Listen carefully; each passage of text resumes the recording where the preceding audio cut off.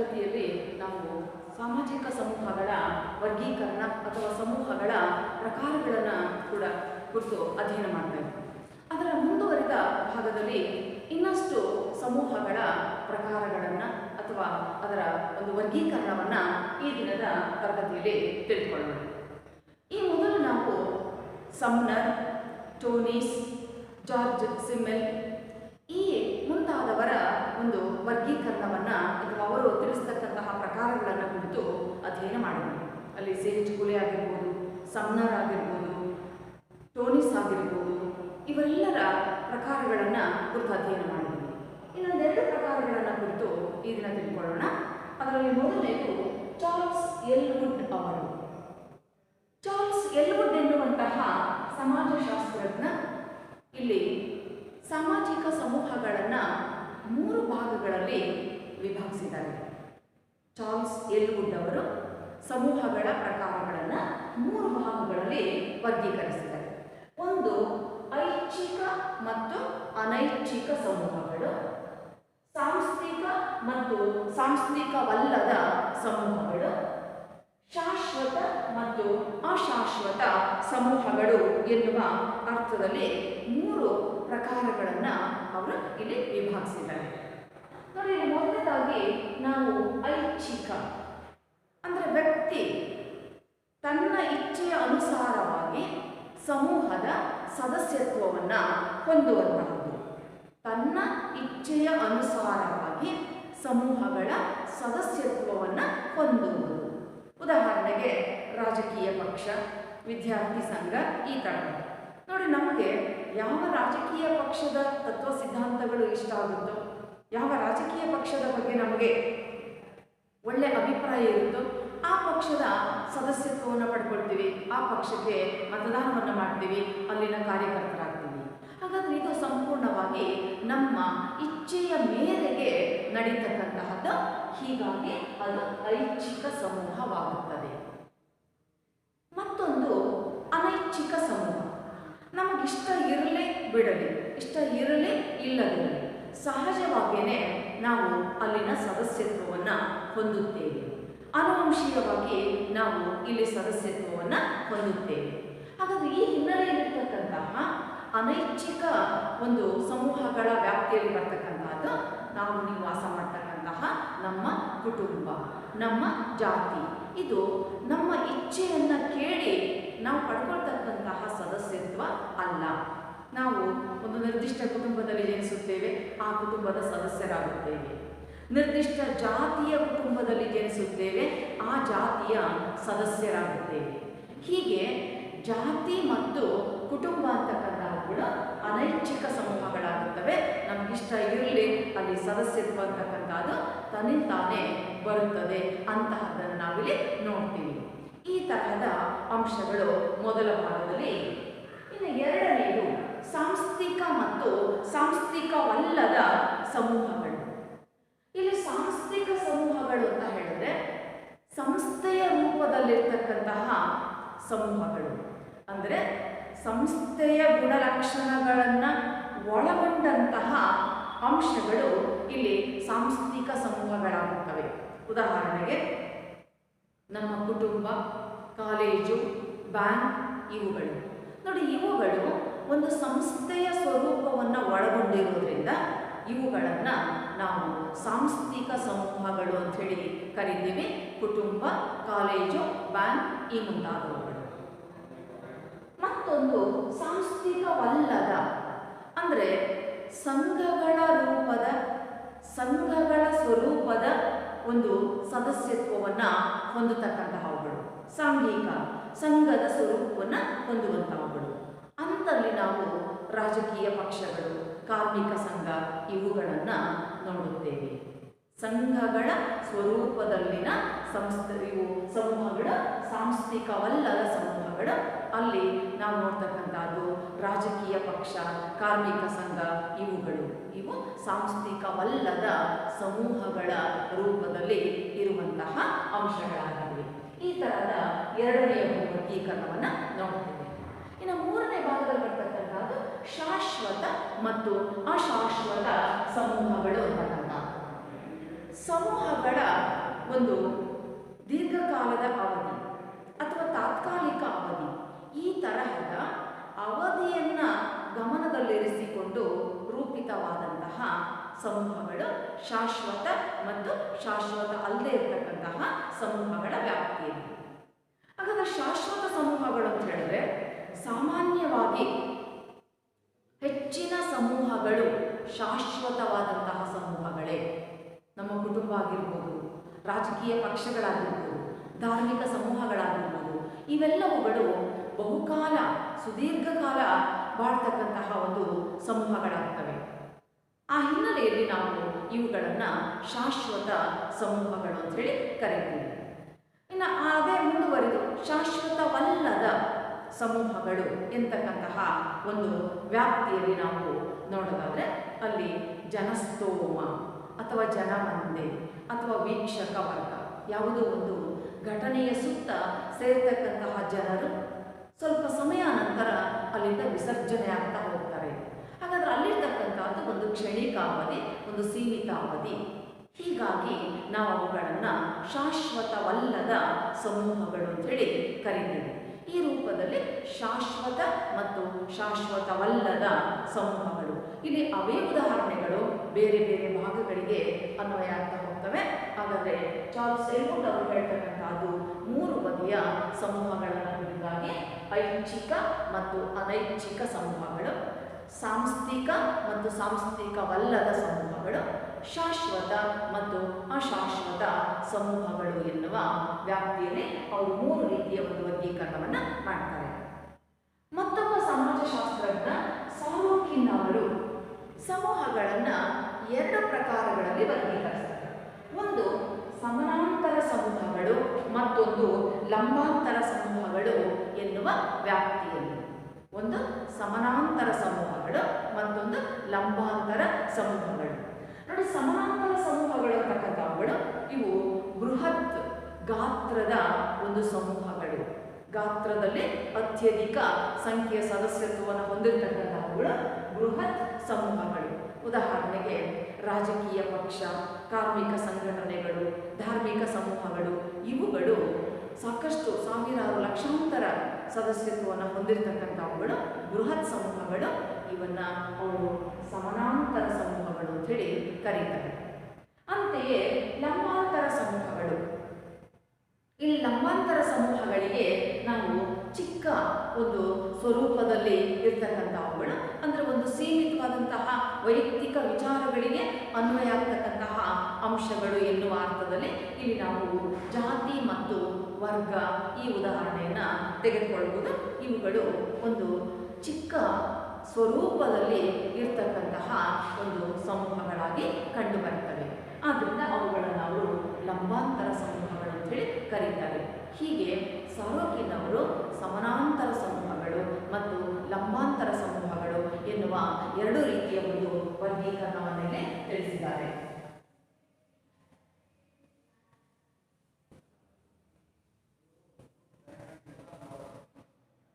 ಹೀಗೆ ಅನೇಕ ಸಮಾಜಶಾಸ್ತ್ರಜ್ಞರು ಸಾಮಾಜಿಕ ಸಮೂಹಗಳ ಒಂದು ವರ್ಗೀಕರಣವನ್ನು ತಿಳಿಸಿರ್ತಕ್ಕಂತಹದ್ದು ಇಲ್ಲಿದೆ. ನಾವು ಈ ದಿನ ನೋಡ್ತಕ್ಕಂತಹ ಚಾರ್ಲ್ಸ್ ಎಲ್ವುಡ್ ಅವರು, ಸಾರೋಕಿನ್ ಅವರು, ಅವರ ಜೊತೆಯಲ್ಲಿ ಈ ಮೊದಲು ನಾವು ಅಧ್ಯಯನ ಮಾಡಿರ್ತಕ್ಕಂತಹ ಜಾರ್ಜ್ ಸಿಮಿಲ್ ಅವರು, ಸಮ್ನರ್ ಅವರು, ಟೋನಿಸ್ ಅವರು, ಪಾರ್ಕ್ ಮತ್ತು ಬರ್ಗಿಸ್ ಅವರು, ಇವರೆಲ್ಲರ ಒಂದು ಸಮೂಹಗಳ ವರ್ಗೀಕರಣವನ್ನು ಇಲ್ಲಿ ನೋಡ್ತೇವೆ. ಇವುಗಳ ಜೊತೆಗೆ ಮತ್ತೆ 2 ಬಗೆಯ ಸಮೂಹಗಳನ್ನು ನಾವಿಲ್ಲಿ ನೋಡಬೇಕಾಗುತ್ತೆ. ಒಂದು ಸಂಘಟಿತ ಸಮೂಹಗಳು, ಮತ್ತೊಂದು ಅಸಂಘಟಿತ ಸಮೂಹಗಳು. ಒಂದು ಸಂಘಟಿತ ಸಮೂಹಗಳು, ಮತ್ತೊಂದು ಅಸಂಘಟಿತ ಸಮೂಹಗಳು. ಈ ಮೊದಲು ನಾವು ಪ್ರಾಥಮಿಕ ಸಮೂಹಗಳು ಮತ್ತು ಮಾಧ್ಯಮಿಕ ಸಮೂಹಗಳು, ಆ 2 ಸಮೂಹಗಳನ್ನು ಕುರಿತು ಹೇಗೆ ಸ್ವಲ್ಪ ವಿವರವಾಗಿ ಅಧ್ಯಯನ ಮಾಡಿದ್ವೋ, ಅಂತೆಯೇ ಇಲ್ಲಿ ಸಂಘಟಿತ ಮತ್ತು ಅಸಂಘಟಿತ ಸಮೂಹಗಳನ್ನು ಕೂಡ ಕುರಿತು ನಾವು ಒಂದು ಅಧ್ಯಯನವನ್ನು ಮಾಡಬೇಕಾಗಿದೆ. ಇನ್ನು ಉಳಿದಂತಹ ಸಂದರ್ಭದಲ್ಲಿ ಕೇವಲ ಆ ಪ್ರಕಾರಗಳು ಮತ್ತು ಅವುಗಳ ಉದಾಹರಣೆಗಳನ್ನಷ್ಟೇ ನಾವಿಲ್ಲಿ ಗಮನಿಸಿದ್ರೆ ಸಾಕಾಗುತ್ತೆ. ಹಾಗಾದರೆ ಮೊದಲನೇದು ಸಂಘಟಿತ ಸಮೂಹಗಳು.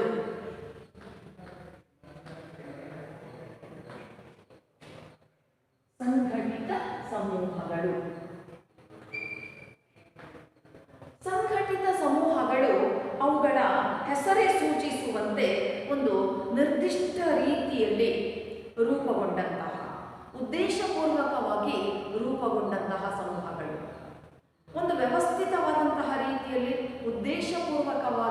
ನಿರ್ದಿಷ್ಟ ರೀತಿಯಲ್ಲಿ ಅಸ್ತಿತ್ವಕ್ಕೆ ಬಂದಂತಹ ಸಮೂಹಗಳನ್ನು ನಾವು ಸಂಘಟಿತ ಸಮೂಹಗಳು ಅಂತ ಹೇಳಿ ಕರಿತೀವಿ.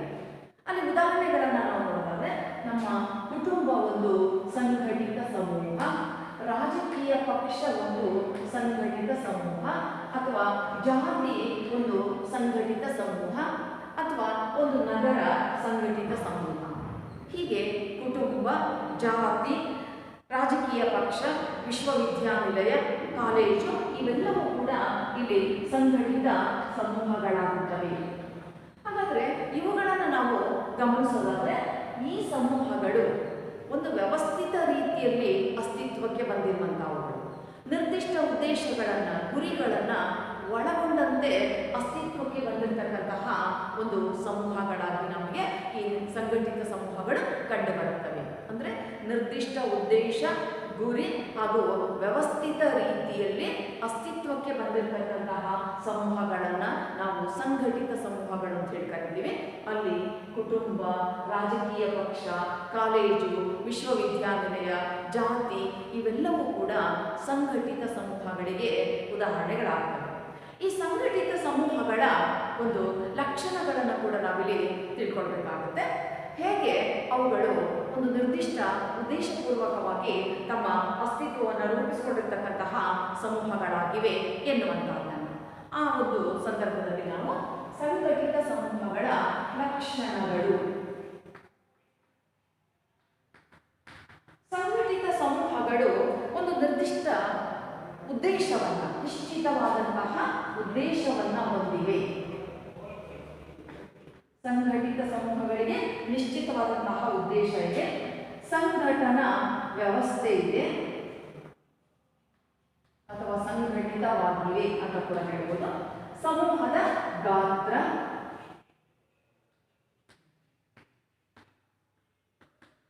ಶಾಶ್ವತ ಸ್ವರೂಪ,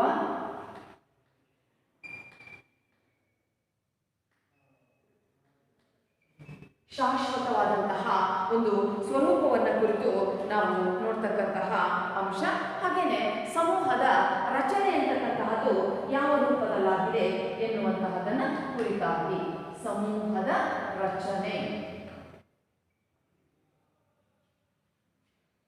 ನೋಡಿ, ಸಂಘಟಿತ ಸಮೂಹಗಳು ನಾವು ಈ ಮೊದಲು ಅದನ್ನು ಅರ್ಥ ಮಾಡಿಕೊಂಡ ಹಾಗೆ ಇವು ನಿಶ್ಚಿತ, ಉದ್ದೇಶಪೂರ್ವಕ ಮತ್ತು ಸಂಘಟಿತವಾದಂತಹ ರೂಪದಲ್ಲಿ ಇರುವಂತಹವುಗಳು ಅಂತ ಹೇಳ್ತೀವಲ್ಲ, ಅಂತಹದ್ದೇ ಲಕ್ಷಣಗಳನ್ನು, ಅದೇ ಲಕ್ಷಣಗಳನ್ನು ನಾವಿಲ್ಲಿ ನೋಡ್ತಕ್ಕಂಥದ್ದು. ಸಂಘಟಿತ ಸಮೂಹಗಳ ಲಕ್ಷಣಗಳಲ್ಲಿ ಮೊದಲನೇದು ಒಂದು ನಿರ್ದಿಷ್ಟವಾಗಿರ್ತಕ್ಕಂತಹ ಉದ್ದೇಶ ಇಲ್ಲಿದೆ.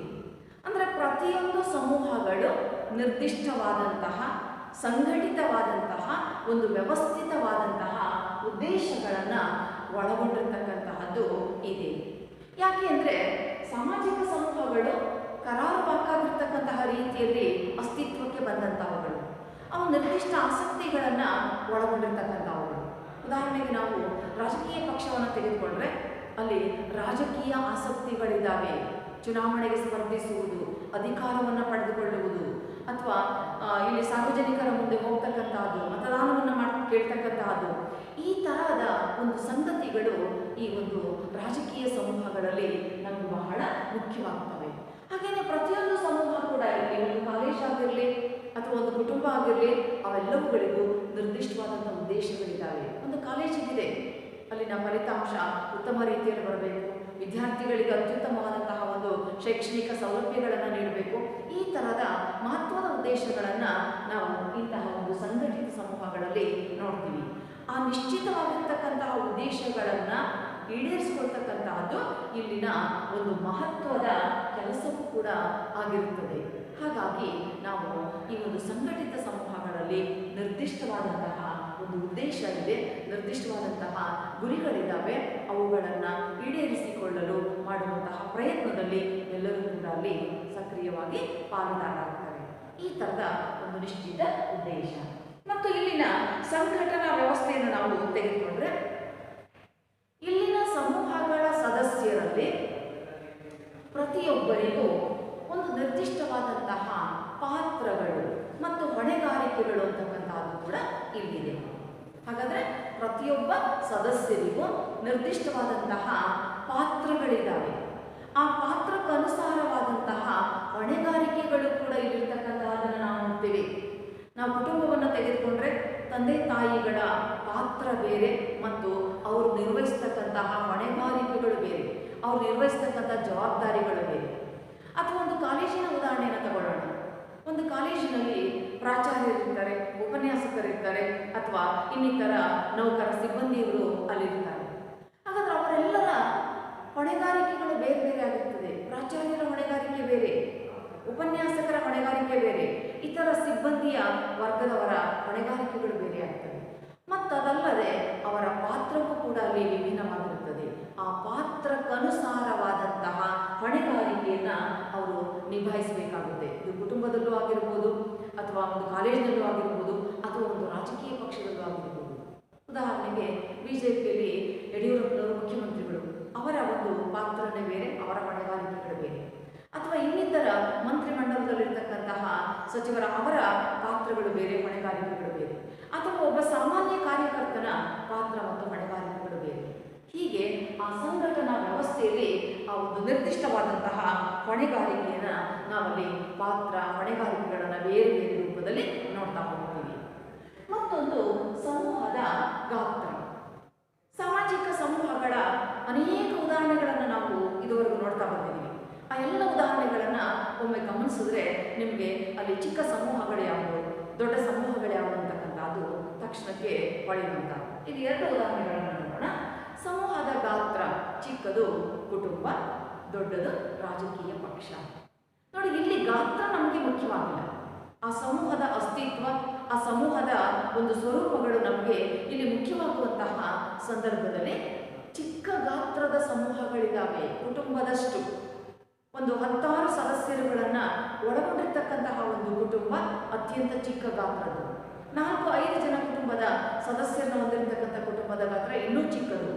ಹಾಗಾದರೆ ಅಲ್ಲಿನ ಗಾತ್ರ ಬೇರೆ, ಅದಕ್ಕನುಸಾರವಾಗಿರ್ತಕ್ಕಂತಹ ಚಟುವಟಿಕೆಗಳು ಬೇರೆ ಇರ್ತದೆ. ಅದೇ ರೀತಿಯಲ್ಲಿ ನಾವು ಗಾತ್ರದ ಆಧಾರದ ಮೇಲೆ ಬೃಹತ್ ಸಮೂಹವನ್ನು ತಗೊಂಡ್ರೆ ಒಂದು ರಾಜಕೀಯ ಪಕ್ಷ ಇದೆ. ಆ ರಾಜಕೀಯ ಪಕ್ಷ ಅಂತಕ್ಕಂತಹದ್ದು ಅತ್ಯಂತ ಬೃಹತ್ ಗಾತ್ರದಲ್ಲಿರುತ್ತದೆ. ಅಲ್ಲಿ ಸಾವಿರಾರು ಲಕ್ಷಾಂತರ ರಾಷ್ಟ್ರೀಯ ಮಟ್ಟದ ಪಕ್ಷಗಳಾಗಿದ್ದಲ್ಲಿ ಕೋಟ್ಯಾಂತರ ಕಾರ್ಯಕರ್ತರು, ಸದಸ್ಯರು, ಅವರ ಸಂಖ್ಯೆಯನ್ನು ನಾವು ನೋಡ್ತೀವಿ. ಹಾಗಾದರೆ ಅದು ಕೂಡ ಒಂದು ಸಮೂಹವೇ, ಇದು ಚಿಕ್ಕ ಗಾತ್ರದ್ದು ಕೂಡ ಒಂದು ಸಮೂಹವೇ ಆಗಿರ್ತದೆ. ಈ ರೀತಿಯಲ್ಲಿ ನಾವು ಸಮೂಹಗಳ ಗಾತ್ರವನ್ನು ನೋಡುವಾಗ ಅದರ ಗಾತ್ರ ಅತ್ಯಂತ ಚಿಕ್ಕದು ಆಗಿರ್ಬೋದು ಮತ್ತು ಬೃಹತ್ ಪ್ರಮಾಣದ್ದು ಕೂಡ ಆಗಿರ್ಬೋದು. ಈ ರೀತಿಯ ಒಂದು ಅಂಶಗಳು ಇಲ್ಲಿ ಬಹಳಷ್ಟು ಮುಖ್ಯ ಆಗುತ್ತವೆ. ಹಾಗೆಯೇ ಮತ್ತೊಂದು ಶಾಶ್ವತ ಸ್ವರೂಪ. ಸಾಮಾನ್ಯವಾಗಿ ಸಮೂಹಗಳಲ್ಲಿ ನಾವು ಒಂದು ಶಾಶ್ವತವಾದಂತಹ ಸ್ವರೂಪವನ್ನು ನೋಡ್ತೇವೆ. ಹೆಚ್ಚು ಕಾಲ ಬಾಳಿಕೆ ಬರ್ತಕ್ಕಂತಹ ಸಮೂಹಗಳು ಇಲ್ಲಿರ್ತಕ್ಕಂಥದ್ದು ಇದೆ.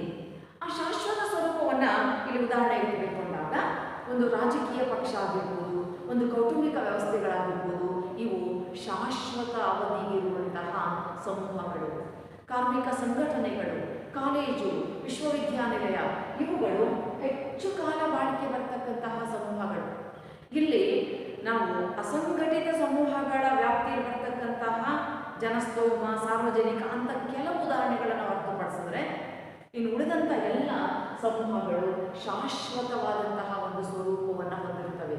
ಹೆಚ್ಚು ಕಾಲ, 100 ವರ್ಷಗಳ ಕಾಲ. ಒಂದು ರಾಜಕೀಯ ಪಕ್ಷಕ್ಕೆ 100 ವರ್ಷಗಳ ಕಾಲದ ಇತಿಹಾಸ ಇದೆ. ಅಥವಾ ಒಂದು ವಿಶ್ವವಿದ್ಯಾನಿಲಯ ಆರಂಭವಾಗಿ 100 ವರ್ಷಗಳು ಆಗಿರ್ತಕ್ಕಂಥದ್ದನ್ನು ನೋಡ್ತೀವಿ. ನಾವು ಮೈಸೂರು ವಿಶ್ವವಿದ್ಯಾನಿಲಯವನ್ನು ತಗೊಂಡ್ರೆ ಅದು 100 ವರ್ಷಗಳನ್ನು ಪೂರೈಸಿದೆ. ಹೀಗೆ ಅಷ್ಟು ದೀರ್ಘಕಾಲವಾಗಿರ್ತಕ್ಕಂತಹ ಸಮೂಹಗಳ ಒಂದು ಶಾಶ್ವತ ಸ್ವರೂಪವನ್ನು ನಾವಲ್ಲಿ ನೋಡ್ತೀವಿ ಅಂತಕ್ಕಂತಹದ್ದು. ಮತ್ತೊಂದು ಸಮೂಹದ ರಚನೆ. ಸಾಮಾಜಿಕ ಸಮೂಹಗಳು ಅಸ್ತಿತ್ವಕ್ಕೆ ಬಂತಕ್ಕಂತಹ ರೀತಿಯನ್ನು ಆಧಾರವಾಗಿಟ್ಕೊಂಡು, ಅವುಗಳ ಸ್ವರೂಪವನ್ನು ಆಧಾರವಾಗಿಟ್ಕೊಂಡು ನಾವು ಸಮೂಹದ ರಚನೆಯನ್ನು ನೋಡುವಾಗ ಅನೌಪಚಾರಿಕ ರಚನೆ ಮತ್ತು ಔಪಚಾರಿಕವಾದಂತಹ ರಚನೆ ಅಂತೇಳಿ ಅಧ್ಯಯನ ಮಾಡ್ತೀವಿ. ಒಂದು ಅನೌಪಚಾರಿಕ, ಮತ್ತೊಂದು ಔಪಚಾರಿಕ ಅಂತಕ್ಕಂತಹ ಎರಡು ರೀತಿಯ ಒಂದು ರಚನೆ ಇಲ್ಲಿದೆ. ಈ ಮೊದಲು ನಾವು ನಿಯಂತ್ರಣದ ಸಂದರ್ಭದಲ್ಲಿ ಅನೌಪಚಾರಿಕ, ಔಪಚಾರಿಕ ಈ ಪದಗಳನ್ನು ಆಗಾಗ್ಗೆ ಬಳಸಿದ್ದೀವಿ. ಇಲ್ಲಿ ರಚನೆಯ ಸಂದರ್ಭ ಬಂದಾಗ ಅನೌಪಚಾರಿಕ ರಚನೆ ಅಂತ ಹೇಳಿದ್ರೆ ರೂಢಿ, ಅಭ್ಯಾಸದ ಬಲ, ನಂಬಿಕೆಗಳು, ಸಂಪ್ರದಾಯಗಳು ಇವುಗಳ ಆಧಾರದ ಮೇಲೆನೆ ರಚನೆಯಾಗಿರ್ತಕ್ಕಂಥ ಸಮೂಹಗಳು. ಉದಾಹರಣೆಗೆ ನಮ್ಮ ಕುಟುಂಬ ಅಥವಾ ಸ್ನೇಹಿತರ ಗುಂಪು ಅಥವಾ ನೆರೆಹೊರೆ. ನೋಡಿ, ಕುಟುಂಬ ಇಲ್ಲಿ ಒಂದು ಯಾವ ರೀತಿಯಲ್ಲಿ ನಡೀತಾ ಹೋಗುತ್ತೆ, ಕೌಟುಂಬಿಕ ಚಟುವಟಿಕೆಗಳು, ಕುಟುಂಬದ ಒಂದು ಸ್ವರೂಪ ಅಂತಕ್ಕಂಥದ್ದು ಅಂತ ಹೇಳಿದ್ರೆ ಅಲ್ಲಿ ನಂಬಿಕೆ, ರೂಢಿ, ಪದ್ಧತಿ ಇವುಗಳ ಆಧಾರದ ಮೇಲೆಯೇ ಕುಟುಂಬವು ಅದರ ಅಸ್ತಿತ್ವವನ್ನು ಮುಂದುವರಿಸಿಕೊಂಡು ಹೋಗ್ತಕ್ಕಂತಹದನ್ನು ನಾವಲ್ಲಿ ನೋಡ್ತೀವಿ. ಬದಲಾಗಿ ಇನ್ನು ಕೆಲವು ಸಮೂಹಗಳಲ್ಲಿ ಔಪಚಾರಿಕವಾದಂತಹ ಒಂದು ರಚನೆ ಅಂತಕ್ಕಂಥದ್ದು ಇಲ್ಲಿರುತ್ತೆ. ಆ ಔಪಚಾರಿಕ ರಚನೆಯಲ್ಲಿ ನಿಯಮಗಳು, ಕಾನೂನುಗಳು, ವ್ಯವಸ್ಥೆ ಅವುಗಳ ಮೂಲಕ ರಚನೆ ಆದಂಥವುಗಳು, ಆ ಮೂಲಕ ಅಸ್ತಿತ್ವಕ್ಕೆ ಬಂದಂಥವುಗಳು. ಉದಾಹರಣೆಗೆ ಒಂದು ಕಾಲೇಜ್ ಆಗಿರ್ಬೋದು, ರಾಜಕೀಯ ಪಕ್ಷ ಆಗಿರ್ಬೋದು, ಒಂದು ಬ್ಯಾಂಕ್ ಆಗಿರ್ಬೋದು, ಇವುಗಳು ನಿಯಮಗಳಿಗೆ ಅನುಸಾರವಾಗಿ ಅಸ್ತಿತ್ವಕ್ಕೆ ಬಂದು ಆ ನಿಯಮಗಳನ್ನು ಕಡ್ಡಾಯವಾಗಿ ಅನುಸರಿಸ್ತವೆ, ನಿಯಮಗಳನ್ನು ಪಾಲಿಸ್ತವೆ. ಇಂಥಲ್ಲಿ ನಾವು ಆ ಸಮೂಹಗಳ ರಚನೆಯನ್ನು ಔಪಚಾರಿಕವಾದಂತಹ ರೀತಿಯಲ್ಲಿ ಪ್ರಮುಖ ಅಂತ ಹೇಳಿ ಭಾವಿಸ್ತೀವಿ. ಆ ರೀತಿಯ ಒಂದು ಔಪಚಾರಿಕವಾದಂತಹ ರಚನೆ ಇಲ್ಲಿದೆ. ಹಾಗಾದ್ರೆ ಅನೌಪಚಾರಿಕ ರಚನೆ ನಮ್ಮ ಕುಟುಂಬ, ಸ್ನೇಹಿತರು, ನೆರೆಹೊರೆಯಾಗಿದ್ದರೆ, ಔಪಚಾರಿಕ ರಚನೆ ಇದೆ, ಒಂದು ರಾಜಕೀಯ ಪಕ್ಷ ಇದೆ, ಒಂದು ಬ್ಯಾಂಕ್ ಇದೆ, ಒಂದು ಕಾಲೇಜ್ ಇದೆ. ಇವುಗಳು ಔಪಚಾರಿಕವಾಗಿ ನಿಯಮಗಳಿಗೆ ಅನುಸಾರವಾಗಿ ಅಸ್ತಿತ್ವಕ್ಕೆ ಬಂದಿರತಕ್ಕಂತಹ ಸಮೂಹಗಳಾಗಿ ನಮಗೆ ಕಂಡುಬರುತ್ತವೆ. ಹೀಗೆ ಸಂಘಟಿತ ಸಮೂಹಗಳು ಅವುಗಳ ಅರ್ಥ ತಿಳಿಸುವಂತೆ ನಿಶ್ಚಿತ ಉದ್ದೇಶಗಳು, ನಿರ್ದಿಷ್ಟ ಗುರಿ, ಒಂದು ಸಂಘಟನಾ ಸ್ವರೂಪವನ್ನು ಒಳಗೊಂಡಂತೆ ಅಸ್ತಿತ್ವಕ್ಕೆ ಬರ್ತಕ್ಕಂತಹ ಸಮೂಹಗಳನ್ನು ನಾವು ಸಂಘಟಿತ ಸಮೂಹಗಳು ಅಂತ ಹೇಳಿ ಕರಿತೀವಿ. ಉದಾಹರಣೆಗೆ ಕುಟುಂಬ, ರಾಜಕೀಯ ಪಕ್ಷ, ಕಾಲೇಜು, ವಿಶ್ವವಿದ್ಯಾನಿಲಯ ಈ ಮುಂತಾದವುಗಳು ಸಂಘಟಿತವಾದಂತಹ ಸ್ವರೂಪಗಳು. ಅವುಗಳು ಇಲ್ಲಿ ನಿರ್ದಿಷ್ಟವಾದಂತಹ ಅವುಗಳ ಅರ್ಥದಲ್ಲಿ ಏನು ವಿವರಣೆ ಬರ್ತದೆ ಅಂತೆಲ್ಲ ಲಕ್ಷಣಗಳನ್ನು ಇಲ್ಲಿ ಹೊಂದಿರತಕ್ಕಂತಹದ್ದು ಇದೆ. ಹೀಗೆ ನಾವು ಸಂಘಟಿತ ಸಮೂಹಗಳ ಕೆಲವು ನಿರ್ದಿಷ್ಟವಾದಂತಹ ಲಕ್ಷಣಗಳನ್ನು ನಾವಿಲ್ಲಿ ನೋಡ್ತೇವೆ.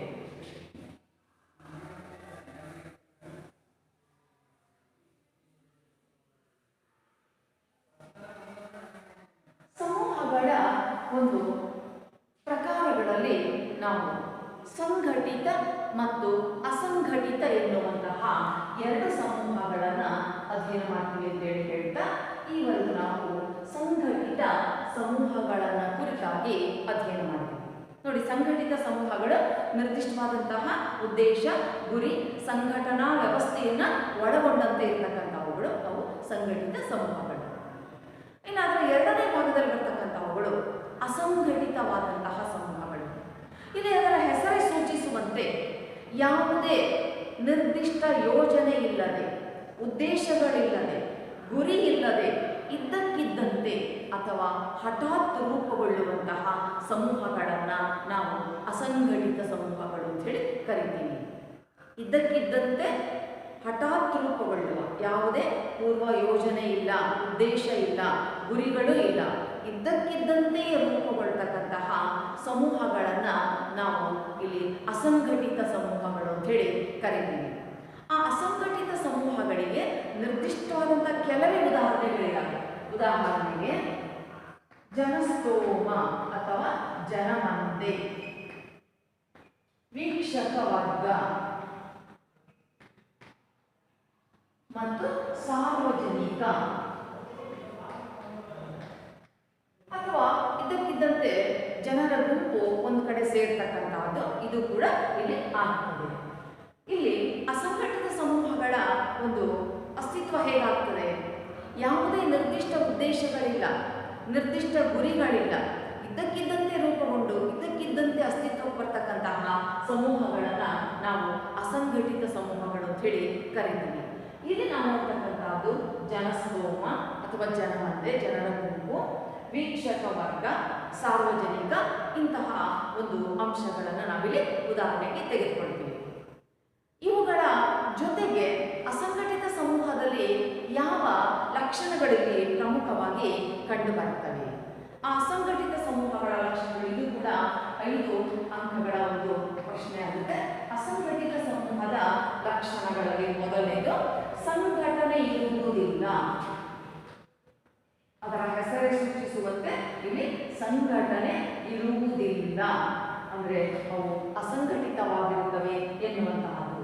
ಮತ್ತು ಇದ್ದಕ್ಕಿದ್ದಂತೆ ರೂಪುಗೊಳ್ಳುತ್ತವೆ. ಹಠಾತ್ ಉಗಮ, ತಕ್ಷಣಕ್ಕೆ ಯಾವುದೇ ಪೂರ್ವ ಯೋಜನೆ ಇಲ್ಲದೆ ಹಠಾತ್ ರೂಪುಗೊಳ್ತಕ್ಕಂಥದ್ದು. ಅಲ್ಪಕಾಲಿಕ ಅಸ್ತಿತ್ವ ಅಂದ್ರೆ ಅತ್ಯಂತ ಸೀಮಿತ ಅವಧಿಗೆ, ಕಡಿಮೆ ಅವಧಿಗೆ ಇರ್ತಕ್ಕಂಥವುಗಳು. ಮತ್ತು ಸುಸಂಘಟಿತವಾಗಿರುವುದಿಲ್ಲ.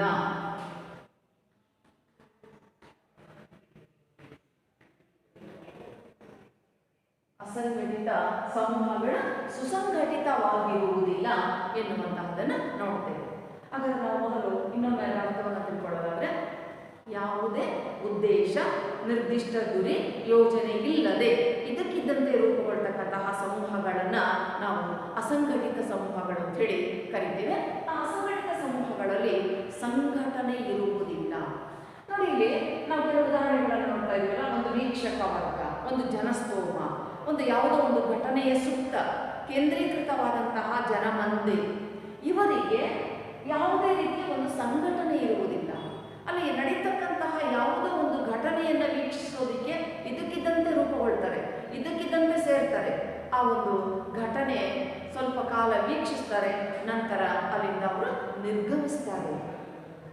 ಅಂತಹ ಅವಧಿಯಲ್ಲಿ ನಾವು ಅದರಲ್ಲಿ ಯಾವುದೇ ಸಂಘಟನೆಯನ್ನ, ಸಂಘಟಿತ ಸ್ವರೂಪವನ್ನ ಅಲ್ಲಿ ನಾವು ಕಾಣುವುದಿಲ್ಲ. ಇದ್ದಕ್ಕಿದ್ದಾಗೆ ಸೇರ್ತಕ್ಕಂಥದ್ದು, ಸ್ವಲ್ಪ ಸಮಯ ನಂತರ ಅವರೆಲ್ಲರೂ ಅಲ್ಲಿಂದ ವಿಸರ್ಜನೆ ಆಗಿ ಹೋಗ್ತಕ್ಕಂತಹದ್ದು, ಈ ಥರದ ಸನ್ನಿವೇಶ. ಇದು ಹಠಾತ್ ಉಗಮ, ಇದ್ದಕ್ಕಿದ್ದಂತೆ ರೂಪುಗೊಳ್ತಕ್ಕಂಥದ್ದು. ಉದಾಹರಣೆಗೆ ಯಾವುದಾದ್ರೂ ಒಂದು ಅಪಘಾತ ಸಂಭವಿಸಿತು ಅಂತ ಭಾವಿಸಿ. ಅಪಘಾತ ಸಂಭವಿಸಿದಾಗ ಹಠಾತ್ ಇದ್ದಕ್ಕಿದ್ದಂತೆ ಅಲ್ಲಿ ನೂರಾರು ಜನರು, ಆ ಘಟನೆಯನ್ನು ಆಧಾರವಾಗಿಟ್ಟುಕೊಂಡು ನೂರಾರು ಜನ ಅಲ್ಲಿ ಬಂದು ಸೇರ್ತಾರೆ. ಅವರೆಲ್ಲರೂ ಸ್ವಲ್ಪ ಸಮಯದವರೆಗೆ ಆ ಘಟನೆಯನ್ನು ವೀಕ್ಷಿಸ್ತಾರೆ, ಅದರ ಬಗ್ಗೆ ಸಾಕಷ್ಟು ಚರ್ಚೆಯನ್ನು ಮಾಡ್ತಾರೆ, ಮಾತಾಡ್ತಾರೆ. ಆ ನಂತರ ಸ್ವಲ್ಪ ಸಮಯ ನಂತರ ಅವರೆಲ್ಲರೂ ಅಲ್ಲಿಂದ ಹೊರಟು ಹೋಗ್ತಾರೆ. ಎಷ್ಟೊತ್ತು ಇರ್ಬೋದು, ಅಲ್ಲಿ ಅಪಘಾತದಲ್ಲಿ ಗಾಯಗೊಂಡಂಥ ವ್ಯಕ್ತಿನ ಆಸ್ಪತ್ರೆಗೆ ಯಾರಾದರೂ ಕರ್ಕೊಂಡು ಹೋದ್ರು ಅಂತ ಹೇಳಿದ್ರೆ ಅಲ್ಲಿ ಮೊದಲು ಇಷ್ಟು ಜನ ಸೇರಿದ್ರ ಎನ್ನುವ ಒಂದು ಸಂಶಯ ಬರಬೇಕು. ಆ ರೀತಿ ಅಲ್ಲಿ ಯಾರು ಇರದೆ ಆ ಸ್ಥಳ ಅಂತಕ್ಕಂಥದ್ದು ಖಾಲಿಯಾಗ್ತದೆ. ಅಂದ್ರೆ ಏನು, ಒಂದು ಘಟನೆಯನ್ನ ವೀಕ್ಷಿಸೋದಕ್ಕೆ ಹಠಾತ್ ಅಸಂಘಟಿತ ಸಮೂಹ ಅಂತಕ್ಕಂಥದ್ದು ಉಗಮವಾಗುತ್ತದೆ. ಮತ್ತು ಸ್ವಲ್ಪ ಸಮಯ ನಂತರ, ಕೆಲ ಸಮಯ ನಂತರ ಅವರೆಲ್ಲರೂ ಆ ಸ್ಥಳದಿಂದ ನಿರ್ಗಮಿಸಿಬಿಡ್ತಾರೆ, ಅಲ್ಲಿ ಯಾರೂ ಇರೋದಿಲ್ಲ. ಹೀಗಾಗಿ ಇದು ಹಠಾತ್ ಉಗಮವಾಗುತ್ತದೆ. ಮತ್ತು ಅದರ ಅವಧಿ ಎಷ್ಟು? ಅಲ್ಪಕಾಲಿಕ ಅಸ್ತಿತ್ವ.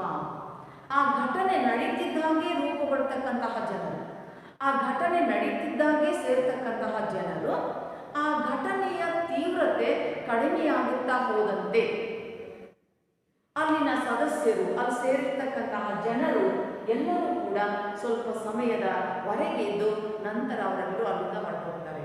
ಅಂದ್ರೆ ಇದು ಅಲ್ಪಕಾಲಿಕ ಅಸ್ತಿತ್ವ, ಒಂದು ಸೀಮಿತ ಅವಧಿಗೆ, ಒಂದು ಕಡಿಮೆ ಅವಧಿಗೆ ಜನ ಸೇರ್ತಕ್ಕಂಥದ್ದು, ಮತ್ತೆ ಅವರೆಲ್ಲರೂ ಅಲ್ಲಿಂದ ನಿರ್ಗಮಿಸಿ ಹೋಗ್ತಕ್ಕಂಥದ್ದು ಇಲ್ಲಿ ನಮಗೆ ಮುಖ್ಯವಾಗುತ್ತೆ. ಈ ತರದ ಸಂದರ್ಭವನ್ನ ನಾವು ತೆಗೆದುಕೊಂಡಾಗ, ಒಂದು ಸಂದರ್ಭವನ್ನ ವೀಕ್ಷಿಸ್ತಕ್ಕಂಥ ಜನರಾಗಿರ್ಬೋದು, ಅಥವಾ ಯಾವುದೋ ಒಂದು ಘಟನೆಯ ಸುತ್ತ ಕೇಂದ್ರೀಕೃತವಾಗ್ತಕ್ಕಂತಹ ಜನರಾಗಿರ್ಬೋದು, ಅವರೆಲ್ಲರೂ ಎಷ್ಟೊತ್ತು ತಾನೇ ಅಲ್ಲಿರೋದಕ್ಕೆ ಸಾಧ್ಯ ಆಗುತ್ತೆ. ಆ ಘಟನೆಯನ್ನ ಕುರಿತು ಚರ್ಚೆ ಮಾಡ್ತಾರೆ, ಸಾಕಷ್ಟು ವಾದವಿವಾದಗಳು ನಡೀತದೆ, ಜಗಳ ಸಂಘರ್ಷಗಳು ನಡೀತದೆ. ಅದು ನಿರಂತರವಾಗುವುದಿಲ್ಲ. ಸ್ವಲ್ಪ ಸಮಯದವರೆಗೆ, ಅಥವಾ ಅಲ್ಲಿ ಪೊಲೀಸರು ಬಂದರೆ, ಅಥವಾ ಇನ್ನಾರು ಅಲ್ಲಿ ಮಧ್ಯೆ ಪ್ರವೇಶಿಸಿದರೆ, ಅಥವಾ ಅಲ್ಲಿ ಮಧ್ಯೆ ಪ್ರವೇಶಿಸಿ ಯಾರಾದರೂ ಒಂದು ತೀರ್ಮಾನಕ್ಕೆ ಬಂದರೆ, ಸಮಯ ನಂತರ ಅವರೆಲ್ಲರೂ ಅಲ್ಲಿಂದ ನಿರ್ಗಮಿಸಿ ಹೋಗ್ಬಿಡ್ತಾರೆ. ಹೀಗೆ ಒಂದು ಹಠಾತ್ ಉಗಮ ಆಗ್ತಕ್ಕಂತಹ ಅಸಂಘಟಿತ ಸಮೂಹವು ಅಲ್ಪಕಾಲಿಕವಾಗಿ ಕಡಿಮೆ ಅವಧಿಗೆ ಅಸ್ತಿತ್ವದಲ್ಲಿರುತ್ತದೆ. ನಂತರ ಅವರೆಲ್ಲರೂ ಅಲ್ಲಿಂದ ಚದುರಿ ಹೋಗ್ತಕ್ಕಂತಹದನ್ನು ನೋಡ್ತೇವೆ. ಇನ್ನು ಕೊನೆಯದು ಸುಸಂಘಟಿತವಾಗಿರುವುದಿಲ್ಲ. ಅಸಂಘಟಿತ ಸಮೂಹಗಳ ಸ್ವರೂಪವೇ ಹೇಗಿದೆ, ಅವುಗಳ ಉದ್ದೇಶವೇ ಹೇಗಿದೆ ಅಂದರೆ, ಅಲ್ಲಿ ಯಾವ ಉದ್ದೇಶಗಳಿಲ್ಲ, ನಿರ್ದಿಷ್ಟ ಗುರಿಗಳಿಲ್ಲ, ನಿರ್ದಿಷ್ಟ ವಿಚಾರಗಳಿಲ್ಲ. ಆದ್ದರಿಂದ ನಾವಲ್ಲಿ ಸುಸಂಘಟಿತ ವಾತಾವರಣವನ್ನು, ಸುಸಂಘಟಿತವಾದಂತಹ ಸ್ವರೂಪವನ್ನು ನಾವಲ್ಲಿ ಕಾಣೋದಕ್ಕೆ ಸಾಧ್ಯ ಆಗುವುದಿಲ್ಲ. ಯಾಕೆ ಅಂತ ಹೇಳಿದ್ರೆ ಅಲ್ಲಿ ಸೇರ್ತಕ್ಕಂತಹ ಜನರಿಗೆ ಯಾರಿಗೂ ನಿರ್ದಿಷ್ಟ ಗೊತ್ತು ಗುರಿಗಳಿರುವುದಿಲ್ಲ. ಏನೋ ಒಂದು ಘಟನೆ ನಡೀತಾ ಇದೆ, ಕುತೂಹಲಕ್ಕಾಗಿ ವೀಕ್ಷಿಸ್ತಕ್ಕಂಥವ್ರು, ಅಥವಾ ಏನೋ ಒಂದು ಸದ್ದು ಕೇಳ್ತಾ ಇದೆ, ಆ ಕುತೂಹಲಕ್ಕಾಗಿ ಸೇರ್ತಕ್ಕಂತಹ ಜನರು, ಯಾವುದೋ ಒಂದು ಮೆರವಣಿಗೆ ಹೋಗ್ತಾ ಇದೆ, ಆ ಕುತೂಹಲಕ್ಕಾಗಿ ಸೇರ್ತಕ್ಕಂತಹ ವೀಕ್ಷಕ ವರ್ಗ, ಇವರೆಲ್ಲರೂ ಕೂಡ ಒಬ್ಬರು ಮತ್ತೊಬ್ಬರಿಗಿಂತ ಭಿನ್ನವಾಗಿ ವರ್ತಿಸ್ತಾ ಇರ್ತಾರೆ. ಯಾಕೆಂದ್ರೆ ಅವ್ರು ಯಾರಲ್ಲೂ ಕೂಡ ಒಂದು ಒಂದು ಸಾಮರಸ್ಯತೆ ಅಂತಕ್ಕಂಥದ್ದು ಇರೋದೇ ಇಲ್ಲ. ಯಾಕೆಂದ್ರೆ ಭಿನ್ನ ಭಿನ್ನ ನೆಲೆಯಿಂದ ಬಂದಿರತಕ್ಕಂಥವ್ರು, ವಿಭಿನ್ನ ನೆಲೆಯಿಂದ ಬಂದಿರತಕ್ಕಂಥವ್ರು, ಆ ಕ್ಷಣದ ಘಟನೆಯ ಸುತ್ತ ಸೇರ್ತಕ್ಕಂಥವ್ರು. ಆ ಘಟನೆ ಮುಗಿದ ನಂತರ ಅವರಲ್ಲಿಂದ ಹೊರಟೋಗ್ತಾರೆ. ಆದ್ದರಿಂದ ಅದು ಸುಸಂಘಟಿತವಾಗಿರುವುದಿಲ್ಲ, ವ್ಯವಸ್ಥಿತವಾಗಿರುವುದಿಲ್ಲ, ಅಲ್ಲಿ ಕ್ರಮಬದ್ಧವಾಗಿರುವುದಿಲ್ಲ, ಮತ್ತು ಅಲ್ಲಿರ್ತಕ್ಕಂಥ ಸದಸ್ಯರ ನಡುವೆ ಯಾವುದೇ ಸಂಬಂಧಗಳು ಕೂಡ ಅಲ್ಲಿ ರೂಪುಗೊಂಡಿರುವುದಿಲ್ಲ. ಅಲ್ಲಿರ್ತಕ್ಕಂಥವರಲ್ಲಿ ಬಹಳಷ್ಟು ಜನ ಅಪರಿಚಿತರೇ ಆಗಿರ್ತಾರೆ, ಅಥವಾ ಕೆಲವರು ಆಕಸ್ಮಿಕ ಪರಿಚಿತರು ಇರಬಹುದು. ಆದರೆ ಅವ್ರು ಯಾರಿಗೂ ನಿರ್ದಿಷ್ಟ ಉದ್ದೇಶ, ಗೊತ್ತು, ಗುರಿ, ಸಂಘಟನೆ ಯಾವ ಬಗ್ಗೆಯೂ ಅವರಿಗೆ ಆ ಒಂದು ಗೋಚೆ ಇಲ್ಲ. ಬದಲಾಗಿ ಆ ಘಟನೆಯನ್ನು ವೀಕ್ಷಿಸುವುದು, ಆ ಘಟನೆ ಮುಗಿತಿದ್ದಾಗೆ ಅಲ್ಲಿಂದ ಹೊರಟೋಗ್ತಕ್ಕಂಥದ್ದು, ಅಥವಾ ಸ್ವಲ್ಪ ಸಮಯದ ಕುತೂಹಲಕ್ಕಾಗಿ ನೋಡ್ತಕ್ಕಂಥದ್ದು, ಆ ನಂತರ ಅಲ್ಲಿಂದ ವಿಸರ್ಜನೆ ಆಗ್ತಕ್ಕಂಥದ್ದು. ಇಂತಹ ಸಮೂಹಗಳು ತಾತ್ಕಾಲಿಕ, ತೀರಾ ತಾತ್ಕಾಲಿಕ, ಅತ್ಯಂತ ಅಲ್ಪಕಾಲೀನ ಅವಧಿಗೆ ರೂಪುಗೊಳ್ತಕ್ಕಂತಹ ಸಮೂಹಗಳಂತೆ ಕಂಡುಬರ್ತವೆ. ಹೀಗಾಗಿ ನಾವು ಸಮಾಜದಲ್ಲಿ ಕಡಿಮೆ ಸಂಖ್ಯೆಯಲ್ಲಾದರೂ ಅಸಂಘಟಿತ ಸಮೂಹಗಳನ್ನು ಕೂಡ ನಾವಲ್ಲಿ ನೋಡ್ತೇವೆ. ಹಾಗಾದರೆ ಅಸಂಘಟಿತ ಸಮೂಹಗಳು ಯಾವುದೇ ನಿರ್ದಿಷ್ಟ ಯೋಜನೆ, ಉದ್ದೇಶ, ಗುರಿ ಇಲ್ಲದೆ ಇದ್ದಕ್ಕಿದ್ದಂತೆ ಅಲ್ಲಿನ ಸಂದರ್ಭಕ್ಕನುಸಾರವಾಗಿ ರೂಪಿತವಾಗತಕ್ಕಂತಹ ಸಮೂಹಗಳಾಗುತ್ತವೆ. ಅಲ್ಲಿ ಯಾರಿಗೂ ನಿರ್ದಿಷ್ಟ ಉದ್ದೇಶ, ಗುರಿಗಳು ಇರೋದಿಲ್ಲ. ಒಂದು ಘಟನೆಯನ್ನು ಕೇಂದ್ರವಾಗಿಟ್ಕೊಂಡು ಅಥವಾ ಘಟನೆಯ ಸುತ್ತ ಸೇರ್ತಕ್ಕಂತಹ ಜನರಾಗಿ ಇಲ್ಲಿ ರೂಪುಗೊಳ್ತಾರೆ. ಅಂತಲ್ಲಿ ನಾವು ಉದಾಹರಣೆಗೆ ಜನಸ್ತೋಮ, ವೀಕ್ಷಕ ವರ್ಗ ಅಥವಾ ಸಾರ್ವಜನಿಕ ಹೀಗೆ ಕರಿತೀವಿ. ಇಷ್ಟೇ ಕೆಲವೇ ಅಸಂಘಟಿತ ಸಮೂಹದ ಉದಾಹರಣೆಗಳು. ಹಾಗಾಗಿ ಇವುಗಳು ಒಂದು ನಿರ್ದಿಷ್ಟ ಕಾಲಕ್ಕೆ, ಸೀಮಿತ ಅವಧಿಗೆ ಸೇರ್ಪಡೆಯಾಗ್ತಕ್ಕಂತಹ ಸಮೂಹವಾಗಿ ನಮಗೆ ಕಂಡುಬರುತ್ತದೆ. ಅಂತಹ ಅಸಂಘಟಿತ ಸಮೂಹಕ್ಕೆ ಅದರ ಅರ್ಥದ ಜೊತೆಗೆ ನಾವು ಲಕ್ಷಣಗಳನ್ನು ಮತ್ತೊಮ್ಮೆ ಗಮನಿಸೋದಾದ್ರೆ, ಆ ಒಂದು ಅಸಂಘಟಿತ ಸಮೂಹಗಳಲ್ಲಿ ಸಂಘಟನೆ ಇರೋದಿಲ್ಲ. ಅಲ್ಲಿ ಅಸಂಘಟಿತ ಅನ್ನೋ ಪದವೇ ಅಲ್ಲಿ ಬರೋದಿಲ್ಲ. ಹಾಗಾಗಿ ಅಲ್ಲಿ ನಾವು ಸಂಘಟನೆಯನ್ನು ಕಾಣೋದಕ್ಕೆ ಸಾಧ್ಯ ಇಲ್ಲ. ಮತ್ತು ಅಸಂಘಟಿತ ಸಮೂಹಗಳು ಇದ್ದಕ್ಕಿದ್ದಾಗೆ ರೂಪುಗೊಳ್ತವೆ. ಒಂದು ಘಟನೆಯನ್ನು ಕೇಂದ್ರ ಬಿಂದುವನ್ನಾಗಿ ತಕ್ಷಣಕ್ಕೆ ರೂಪುಗೊಳ್ತಕ್ಕಂಥದ್ದು ಮತ್ತು ಒಂದು ಸೀಮಿತ ಅವಧಿ, ಒಂದು ಕಡಿಮೆ ಅವಧಿಗೆ ಅಲ್ಲಿರ್ತಕ್ಕಂಥದ್ದು. ಆ ನಂತರ ಅಲ್ಲಿಂದ ಅವುಗಳು ವಿಸರ್ಜನೆಯಾಗ್ತಕ್ಕಂಥದ್ದು, ಅಲ್ಪಕಾಲಿಕ ಅವಧಿಗೆ ಮಾತ್ರ ಅಸ್ತಿತ್ವದಲ್ಲಿರ್ತಕ್ಕಂಥದ್ದು. ಆ ನಂತರ ಅವುಗಳು ಅಲ್ಲಿಂದ ವಿಸರ್ಜನೆಯಾಗಿ ಹೋಗ್ತವೆ, ಅಲ್ಲಿನ ಜನರು ನಿರ್ಗಮಿಸಿ ಹೋಗ್ತಾರೆ. ಈ ಕಾರಣಕ್ಕಾಗಿ ನಾವು ಅಲ್ಲಿ ಸುಸಂಘಟಿತ ಸ್ವರೂಪವನ್ನು ಕಾಣುವುದೇ ಇಲ್ಲ. ಈ ಒಂದು ಉದಾಹರಣೆಗಳು ಎಲ್ಲೂ ಕೂಡ ಸುಸಂಘಟಿತವಾಗಿರುವುದಿಲ್ಲ. ಅಲ್ಪಕಾಲಿಕ ಮತ್ತು ಹಠಾತ್ತುಗಮ, ಇದ್ದಕ್ಕಿದ್ದಾಗೆ ಅವುಗಳು ವಿಸರ್ಜನೆಗೊಳ್ತಕ್ಕಂಥದ್ದು. ಹೀಗೆ ಒಂದು ಸೀಮಿತ ಅವಧಿಗೆ ರೂಪುಗೊಳ್ತಕ್ಕಂತಹ ಸಮೂಹಗಳನ್ನು ನಾವು ಅಸಂಘಟಿತ ಸಮೂಹಗಳು ಅಂತೇಳಿ ಕರೀತೇವೆ. ನೋಡಿ ವಿದ್ಯಾರ್ಥಿಗಳಲ್ಲಿ, ನಾವು ಸಾಮಾಜಿಕ ಸಮೂಹಗಳಲ್ಲಿ ಇದು ಮಾನವ ಸಂಬಂಧಗಳಿಂದ ಒಟ್ಟಾಗಿರ್ತಕ್ಕಂತಹ ಸಮೂಹಗಳು, ಸಂಬಂಧಗಳಿಂದ ಒಟ್ಟಾಗಿರ್ತಕ್ಕಂತಹ ಜನರ ಸಂಗ್ರಹವನ್ನು ನಾವು ಸಮೂಹಗಳು ಅಂತೇಳಿ ಕರಿತೀವಿ. ಯಾಕೆಂದರೆ ಇಡೀ ಸಮಾಜ ಅಸಂಖ್ಯಾತ ಸಮೂಹಗಳಿಂದಾಗಿರ್ತಕ್ಕಂಥದ್ದು. ಪ್ರತಿಯೊಬ್ಬ ವ್ಯಕ್ತಿಯ ನಡುವೆ ಮಾನವ ಸಂಬಂಧಗಳಿರ್ತಕ್ಕಂಥದ್ದನ್ನು ನಾವು ನೋಡ್ತೀವಿ. ಆ ಸಂಬಂಧಗಳ ಮೂಲಕವೇ ಅವರು ಸಮೂಹಗಳನ್ನು ರೂಪಿಸಿಕೊಂಡಿದ್ದಾರೆ. ಆ ಸಮೂಹಗಳ ಮೂಲಕ ತಾವು ತಮ್ಮ ಕಾರ್ಯವಿಧಾನವನ್ನು ರೂಪಿಸಿಕೊಳ್ತಕ್ಕಂಥದ್ದನ್ನು ನಾವಿಲ್ಲಿ ನೋಡ್ತೀವಿ. ಅಂತಹ ಅನೇಕ ಸಮೂಹಗಳು ಇಲ್ಲಿವೆ. ಅಂತಹ ಹಲವು ಪ್ರಕಾರಗಳನ್ನು ಕುರಿತು ಅಧ್ಯಯನ ಮಾಡಿದ್ದೀವಿ. ಆದರೆ 4 ಸಮೂಹಗಳನ್ನು ಮಾತ್ರ ವಿವರವಾಗಿ ಅಧ್ಯಯನ ಮಾಡಿದ್ದೀವಿ. ಒಂದು ಪ್ರಾಥಮಿಕ ಸಮೂಹಗಳು, ಮಾಧ್ಯಮಿಕ ಸಮೂಹಗಳು, ಸಂಘಟಿತ ಸಮೂಹಗಳು ಮತ್ತು ಅಸಂಘಟಿತ ಸಮೂಹಗಳು. ಈ 4 ಸಮೂಹಗಳನ್ನು ಕುರಿತು ಸ್ವಲ್ಪ ವಿವರವಾಗಿ ಅಧ್ಯಯನ ಮಾಡ್ತೀವಿ. ಈ ಉಳಿದಂತೆ ಟೋನಿಸ್ ಆಗಿರ್ಬೋದು, ಸಮ್ನರ್ ಆಗಿರ್ಬೋದು, ಸಿಮ್ಮೆಲ್, ಸಾರೋಕಿನ್, ಚಾರ್ಲ್ಸ್ ಎಲ್ವುಡ್ ಇವರೆಲ್ಲರ ಕೇವಲ 2-3 ಪ್ರಕಾರಗಳನ್ನು ಏನು ಹೇಳಿದ್ದಾರೆ, ಆ ಪ್ರಕಾರಗಳು ಅದಕ್ಕೆ ಸಂಬಂಧಪಟ್ಟಂಥ ನಾವಿಲ್ಲಿ ಗಮನಿಸಿದ್ದೀವಿ. ಸೊ ಅವುಗಳು 1-2 ಅಂಕಗಳ ವ್ಯಾಪ್ತಿಗೆ ಬಂದರೆ ಇವುಗಳು ಮಾತ್ರ ಪ್ರಾಥಮಿಕ, ಮಾಧ್ಯಮಿಕ ಹಾಗೂ ಸಂಘಟಿತ ಮತ್ತು ಅಸಂಘಟಿತ ಸಮೂಹಗಳು ಇವುಗಳು 5 ಅಂಕಗಳ ಪ್ರಶ್ನೆಯ ವ್ಯಾಪ್ತಿಗೆ ಬರ್ತವೆ.